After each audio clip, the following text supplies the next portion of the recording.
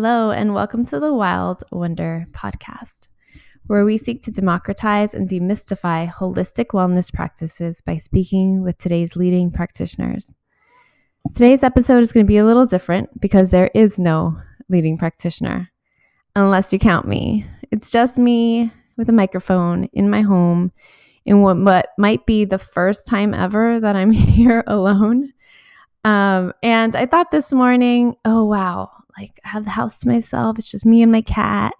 Maybe I could do some yoga. I could do a long meditation, some journaling, all in the span of 30 minutes before I have to actually get to my computer.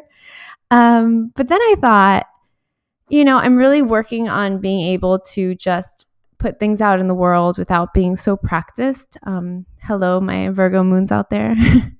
Without being so much of a perfectionist about what I do and how I do it or how it's going to be received. So the only note I gave myself for this talk is year in review and year ahead. So I'm nervous. I don't know how this is going to go. I don't know how long it's going to be, but I guess I'd like to start with my first note, year in review.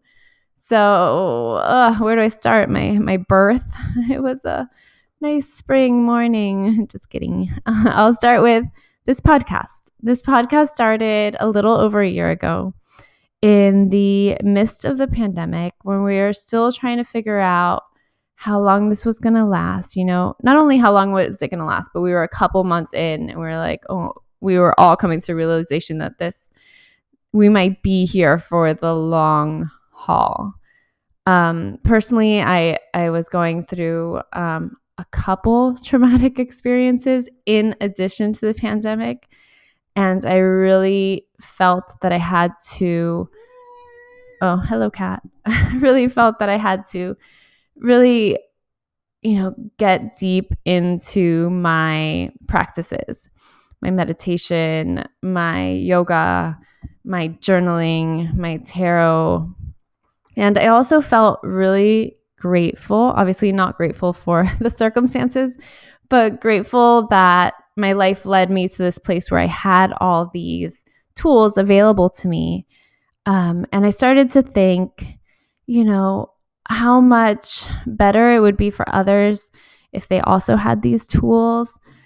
And I also felt really lucky to have access and these contacts with these wonderful practitioners that I could, dial up anytime I wanted to, or read their work or watch their YouTube channel. And I also wanted to share their work, their voice, because maybe there are people out there that didn't connect to my practices of yoga and meditation and, tarot and journaling. And they wanted to know more about, Reiki, which I don't have as much study in. So I started just chatting with people. And the podcast started as the name was Finding Solid Ground, because that's what I felt like I personally really needed. Like I wanted to feel the ground at my feet because the whole world or the world around me felt like it was just knocking me around, and I wanted to feel rooted and grounded. And it was kind of like a Hail Mary pass. Like maybe if I pray, if I do these practices, I'll get there. I'll at least feel solid in my body. And that was my hope for listeners. So we started with our first guest, which was Misty Buck. And I currently work with her on her projects. And we just wanted to talk about being engaged in our lives, like fully present for our circumstances, because something I truly believe is that we can't change anything if we don't accept exactly where we are. And in the year of hosting this podcast, it's something that practitioners and guests would reiterate to me again and again. You have to be there for it. You have to be present for it. You can't change things that you can't see. You can't change things that you're avoiding. You can't change things that you don't know, and it brings me back to when I first started teaching private yoga clients. And I was kind of Pollyanna about it. I would I would walk into a person's house, and I would think this person has called me with a very specific reason. Maybe they want to lose weight. Maybe they want to feel more peaceful. Maybe they want to be more engaged with their children, or they want to, improve their health in some way. But more often than not, I would walk into someone's house and I would ask the loaded question, what is it that you want yoga to do for you? And, I would watch this person just, try really hard to answer this question. And we'd sit for a couple minutes, a couple breaths, and they would finally say, I don't know. And that used to really freak me out when I first started teaching. But with time, I realized that we would learn. We would learn what it is that they were trying to improve.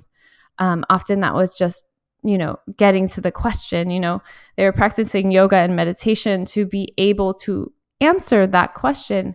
What is it that I want? What is it that I want in this life? What is it that I'm not feeling right now that I wish I would? And that's kind of how I feel about the podcast. It started as one thing, finding solid ground, right? And then it slowly evolved into this other thing. And that was because of the guests that came on that carried the conversation, that changed the conversation with each piece of wisdom that they shared. It came from the audience, you listeners, letting me know I really connected with this, or this really changed me, or this is a practice that I now love, or just this is what I'm going through in my life and I think this might help. So I guess it's an evolution. It's a practice in faith.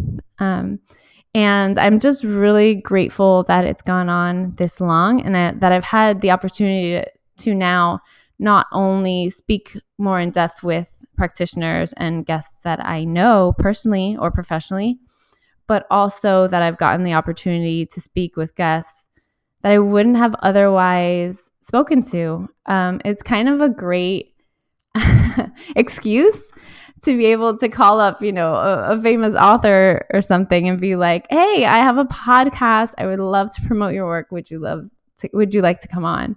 I don't have any other reason. I guess you could reach out to like a famous person and be like, I just love you. You want to chat? But more than likely they probably, not because they're like terrible people or anything, but maybe they just don't have the time, and that's okay, because we all have our boundaries and we all know what we are able to do and not able to do, so that we could do the work that we're really meant to do in the world. But also through this podcast, I've realized, a couple things. I've realized that some of my gifts I've put on the back burner when I decided to become a yoga teacher, because, culture here, Western culture and social media especially, kind of forces us to believe that we're this one thing, right? Like if we're all brands, or brands either of ourselves or for our company, then we can only be one thing, right? Everybody says the niche. So find the niche, right? So if I was going to be a yoga teacher and maybe a meditation teacher, then I was only this thing, right? I was this, wellness coach if I wanted to embody both. But I couldn't promote my other gifts. I couldn't, or I felt like I couldn't explore my other gifts or honor my other gifts. And with the beginning of Wild Wonder, I wanted to create this kind of umbrella for all of it. Like the podcast helped me to explore, my journalistic side, which is instinctual, but it's also, I'm a professionally trained journalist also. And I was able to explore that. Going back to the beginning of Wild Wonder, which we established in, I believe, October of 2019. I'm terrible with dates, so I know it was 2019. It may not be October, but I know it was in the fall. And we had just, and by we, I say me and my partner, had just hosted a wellness retreat, a family yoga wellness retreat in Sasso Marconi next to Bologna, Italy. And it went really well. And we thought, wow, like if we could do this all the time, right? I really love being able to host families and being able to teach children and adults and really seeing them like light up and reconnect with each other. If we could do this at least more often, that would just blow my heart wide open. So that's what we did. We worked on launching the website and, signing up with retreat hosts around the world. And we had some trainings coming up for the year. And then guess what? 2020 happened. The pandemic hit. So essentially we started a travel company just before a pandemic. So talk about major pivots. It was one of those things that we couldn't avoid, but we stayed in what was happening. I'm more Pollyanna-ish about the whole thing. So I kept thinking, no, it's going to be fine. Like this is just, temporary setback. Don't worry, we'll be able to hit our summer retreats. And we all know how that went. So summer came and went. We were still in the pandemic. We're still in the pandemic. And we just had to, dig our heels in and rethink this whole thing. So I just, like many people, I thought I'm just going to put everything online, right? So I started teaching a lot of my classes on YouTube. I was teaching clients, via Crowdcast. And luckily, a couple corporate partners reached out and I was able to teach for them, which, oh my gosh, I can't even tell you, it was a blessing, not just financially, but also mentally and emotionally, to be able to to know that my work was still valuable at a time when a lot of our work was being taken away. And that's something I've really had to come to terms with, even though my work wasn't taken from me right away. The way I did work was, and how I saw myself in that work really started to change, as I think it did for a lot of us. And the conversation we had, not only in the podcast, but me with myself, was, if I'm not, a yoga teacher, if I'm not a meditation teacher, if I'm not this wellness business owner, then who am I, right?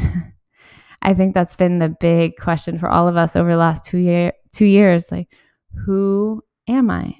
What do I value? Am I still a person in this world if I am unable to contribute? I'm getting a little choked up just thinking about that, because also, man, how selfish, right? There's so many people in the world that can't or are unable to contribute economically to our society. And what we do when we say that people are valuable only according to what they can contribute, what we're saying,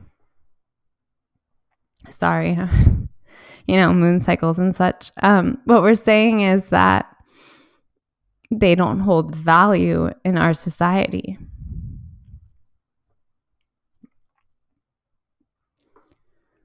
So value, how do we know our own worth in a society that's telling us that we are only valuable by what we can contribute, by what we can produce? What if that's all bullshit? You know what? It is all bullshit. Yeah. So I'm going to take a deep breath. And we're going to continue, but I don't want you to well, I mean, you could do whatever you want. Who am I?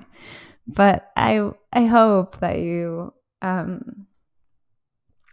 have considered that question for yourself, or will consider that question for yourself. So the year ahead. So I was planning on talking about the year ahead, but I've also realized that over this year, as a host of a podcast, I've kind of hid behind the podcast and the role of host and not expressed myself or shared about myself as much as maybe I could. I don't like the word should necessarily. And there's two reasons for that. The first is I'm a private person. And that's different from secretive. Like, I'm not hiding things on purpose because I think something might happen if I like put myself out in the world. I think that's different. Not that there's anything wrong if you're working through that. It's just I prefer to move through some of the things I'm going through in private. And then when I get to a place where I feel like I understand them, at least understand them, then I'm able to share them. Now, obviously, there's a catch because, again, Virgo Moon, I will analyze and analyze and analyze, and I could always use the excuse that I can't share because I don't fully understand the thing that I'm going through. But do any of us really understand anything completely about what we're going through? We might have like big revelations, but as I've discussed here on the podcast, healing is a spiral. And we may overcome this first hurdle, and then, a couple days, a couple months, a couple years down the line, we're faced with close to the same thing, but we are different people facing this thing, right? We might be armed with better tools or just better awareness. So that's one reason I don't share as often as I could. And I guess the second reason, and it's also an excuse that I say all the time, is that I bore myself and other people are more interesting. Now, I recognize as I say that out loud that it's loaded, right? If I'm boring to myself, then who's going to find me interesting, right? Is really what I'm saying. And that's also crap, right? Hello and welcome to my therapy session. I started this as a year in review, but now we're all up in my brain. But yeah, that's something I'm working on now. Being able to express myself just as I am and all my imperfections without editing, hence this off the seat of my pants. Is that a thing? Anyway, this impromptu podcast, but also, yeah, it's something I'm working on in the coming year to be more authentic to myself and with others, and to be able to express without editing and not without fear. We're always going to have fear on the things that really like freak us out, but without so much anxiety around it. So with that in mind, I'll share a little bit about myself.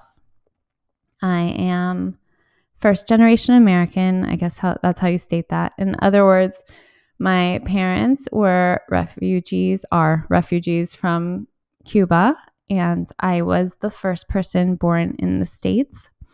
So I've always straddled that divide where I'm not considered fully American to, at least growing up, to the American groups, just to really simplify and make it really binary.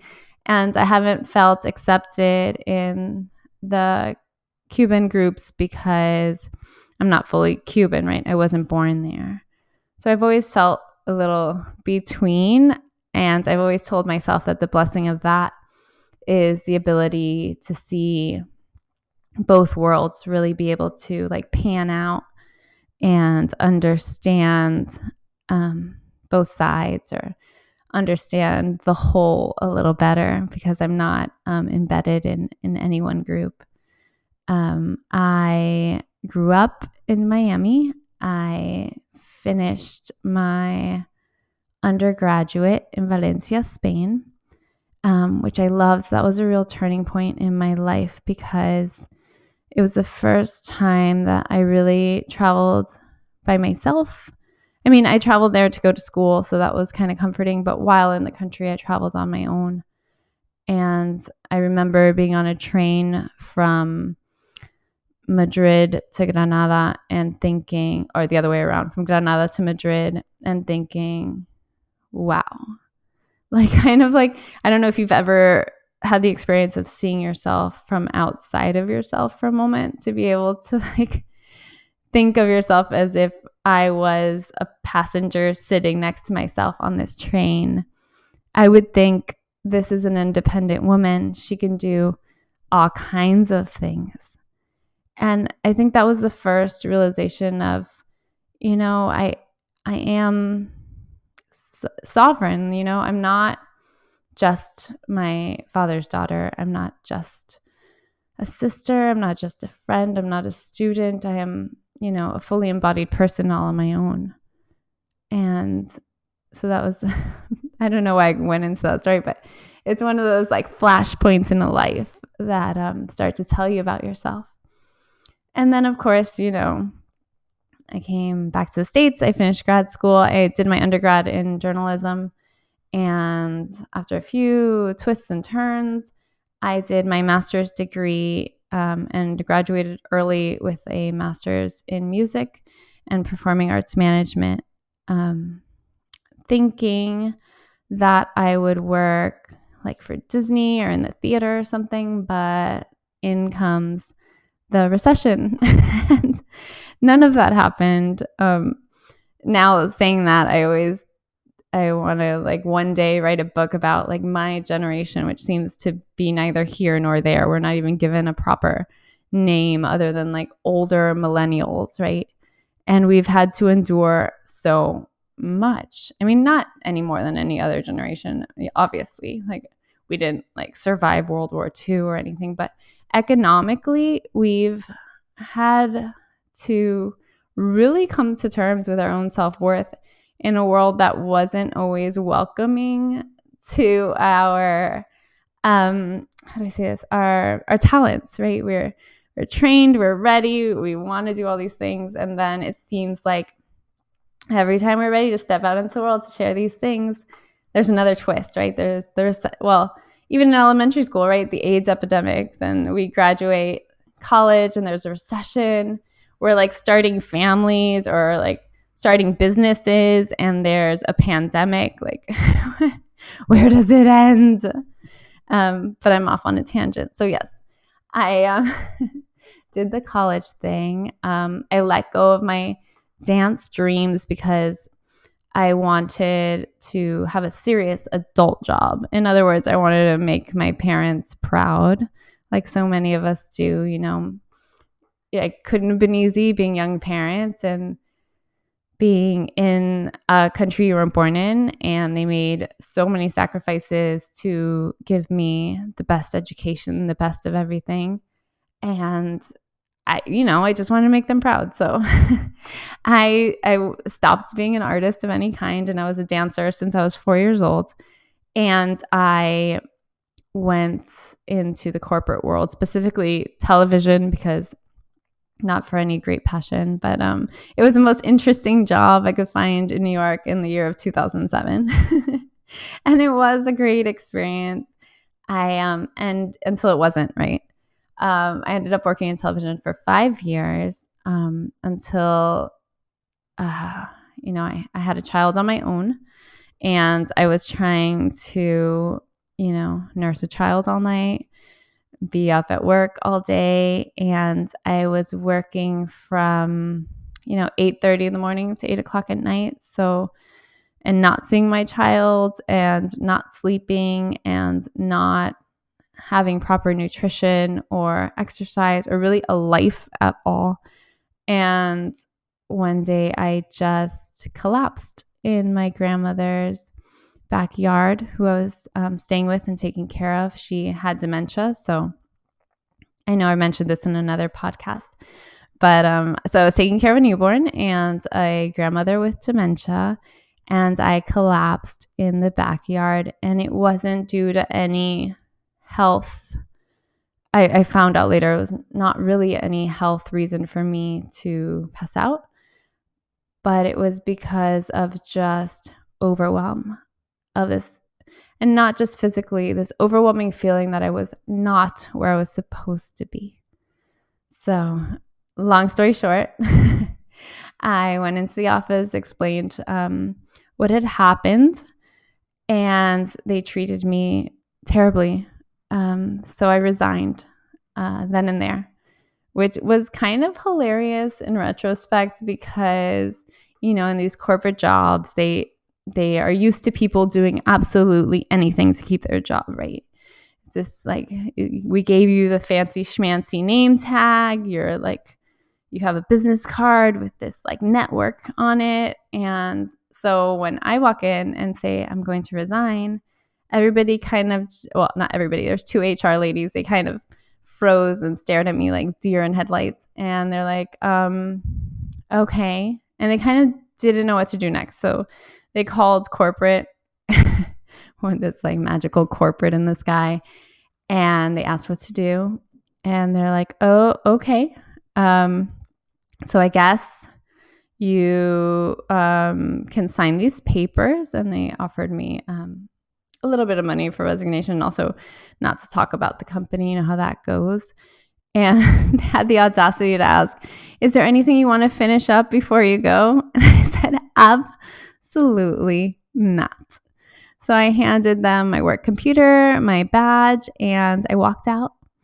And I picked up my daughter from daycare, and I went to the beach. And I remember sitting there thinking, I have no idea what I'm going to do tomorrow, but I am so happy I don't have to walk into that office. So that brings me to another great revelation that, office work, or that kind of office work, was not for me. But then came morning, and I realized I had to provide for my child. And I also had to, more importantly, provide for my own well-being. So I'd be able to take care of my child and my grandmother and be able to like effectively do a job. So I thought, okay, I'm a dancer. I like to move. That makes me happy. So I started thinking, like, what makes me happy? What will make me feel like me again? And I started searching online, and then I thought, well, the only other place that I felt really peaceful and like in my own body is in a yoga class. So maybe there's something there. So I followed that thread, and it brought me to yoga therapy. So I started reading up on that. And then I found a local school in Coconut Grove, and they did yoga teacher training and further down the road, yoga therapy. And I just walked in. I didn't know what to expect, really. I wanted to feel peace, and I was following that. So I sat on this couch in this little cottage surrounded by this beautiful garden, and this lovely woman comes out, and she starts telling me about the yoga teacher training. And I can't even tell you what she said, because I just was sitting there with this overwhelming sense of peace. And I thought, this is it.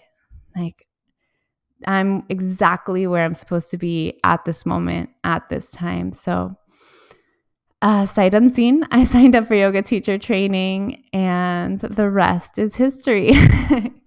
We could go on to how I started teaching children and then got into very many schools. But maybe that's a story for another day. So that's a little bit about me and my background. So I hope it helps you to get to know me a little better. It was also a great exercise for me in, being able to put myself out there without second guessing myself or without muting or editing. So if it not for you, then for me. So let's get on with the year ahead. Where am I going? Where is Wild Wonder going? And short answer is I have no idea. But I'm going to keep following the thread of, my passions and my peace. And what I would really like to do is continue the book club, which we have on Patreon. I just love it. I love books so much. And I think they could teach us so much about ourselves and about our world. And more importantly, they help us build empathy. And if we need anything in this world as it is right now, it's empathy. So the Wild Wonder Book Club is, if you haven't heard about it before, we basically choose, and by we I mean me, but I'm open to suggestions.